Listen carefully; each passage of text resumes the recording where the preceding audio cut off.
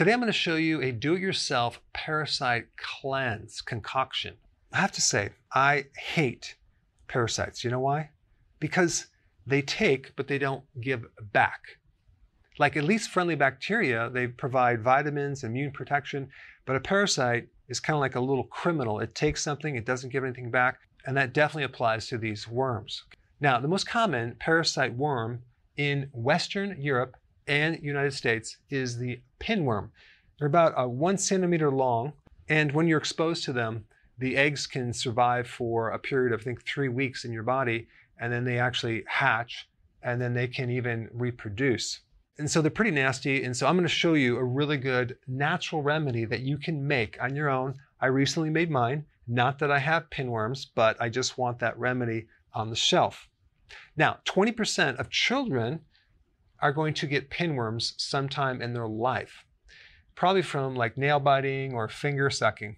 And 30% of the people who get pinworm have absolutely no symptoms. But for those that do get symptoms, the number one symptom is anal itching at night. Okay. Number 2, grinding of the teeth.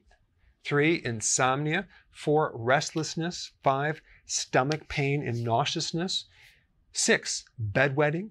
And number 7, which is not really a symptom, it's just a point I was going to make. 36% of people that get UTIs end up having pinworm, which is actually quite interesting because it just tells us their environment is very attractive for growing parasites. And so if you do have a history of UTIs, I have a very good video. I'm going to just put that in the section below. So here's the remedy: black walnut hulls. Now, where I live, you can walk down the street and find these. You can go in the park and find these. They're in your backyard. They're all over the place. So the hull is the kind of a green shell around the walnut. And it's very, very bitter. It's very, very concentrated.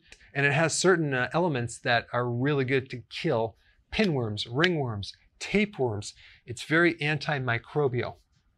Now, you want to make sure that you use gloves because it will stain your hands for weeks. So what you want to do is you want to get these walnut hulls, and you want to get several that are kind of soft, but they're not dark brown yet. And then you want to cut them in half, take the nut out. Okay, you can dry that for a couple weeks and actually eat the walnuts.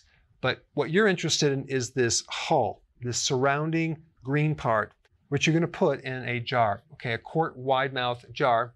And you're going to add a mixture of half alcohol and half water. I do recommend vodka, but you can also use apple cider vinegar. It's just not as strong. But the way that we made ours is with vodka. Now, inevitably, every time I'm at the store and buying something for research purposes, like vodka, inevitably someone's going to be in there that has been watching my videos. So here I am in the liquor store. I'm looking around, making sure no one sees me. And then I go right up to the lady at the checkout, and she goes, "Oh, Dr. Berg, I watch all your videos." And I'm like, okay, great. It's not what it looks like, okay? This is for experimental purposes. We're making a parasite cleanse. And she's looking at me like, "You're making a parasite cleanse with vodka." Yeah, right. So no, she didn't believe me. But anyway, hopefully she's watching this video right now. So you're going to take a combination of alcohol and water, a 1-to-1 ratio.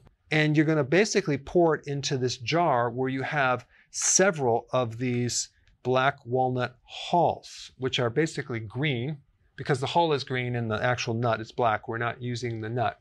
So basically we top it off. So we have all these hulls that are being bathed in this alcohol mixture.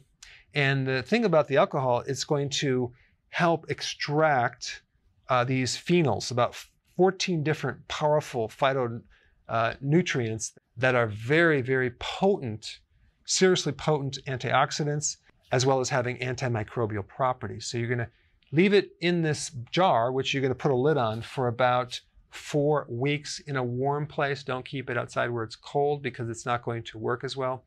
And so you're just going to keep it there. And then at the end of a month, you're going to strain the fluid out. You're going to put this mixture in tincture bottles with a dropper. Then what you do is you just take 1 dropper full, whatever liquid comes up in the dropper, okay, and put that in a little glass of water and just chug that down once a day.